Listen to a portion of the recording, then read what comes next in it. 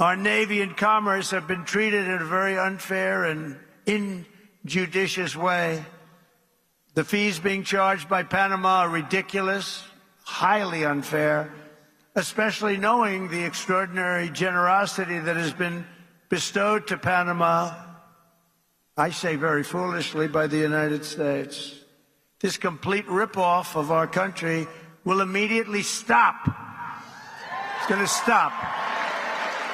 The United States has a big and vested interest in the secure, efficient, and reliable operation of the Panama Canal.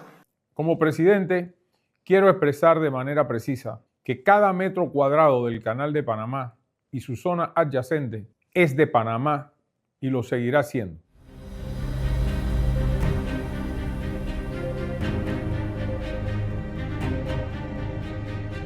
In a sign of things to come, Donald Trump threatened to take back a key resource from Panama, a tiny little South American country, which is now in Trump's crosshair. But why is Trump threatening Panama? It is because, he believes, the amount of money Panama charges to let US ships use the canal is excessive.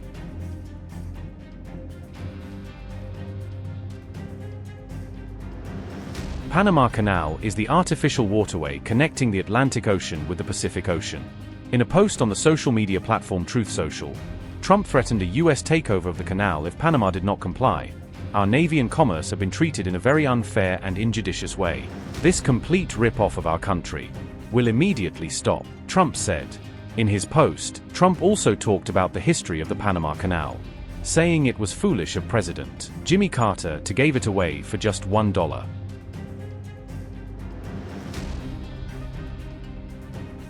The canal was built between 1904 and 1914, largely thanks to US efforts. Building a canal of the size was considered very difficult, especially as the region's uniquely challenging geography did not support such an effort. France had to abandon its efforts due to the high cost.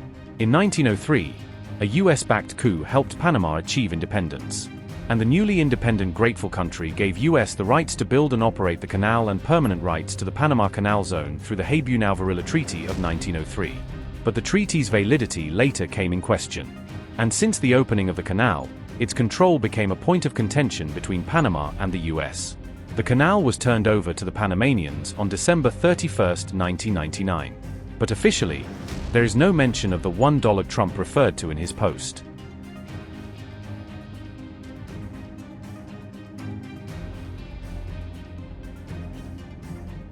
By the 1970s, the canal began losing economic value for the US. The canal was squeezed by rising costs due to American mismanagement. Plus, the neutrality treaty was already in place, aiding the US strategically, so there was no additional need for the US to operate it.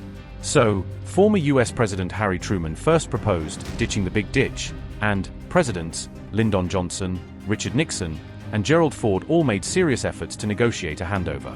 But it was Jimmy Carter who finally gave the canal back to the Panamanians.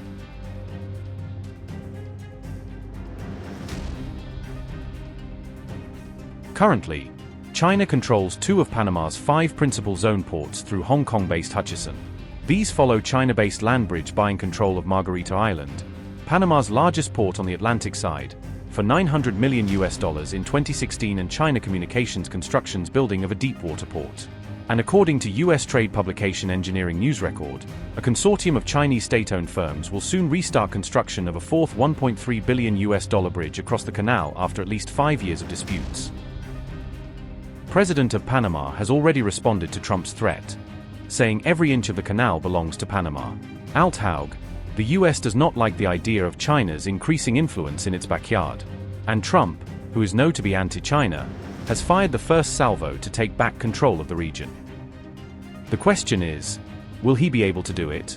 And, if yes, then at what cost? Because a coercive action against a small country is unlikely to be taken well by other small countries in the region.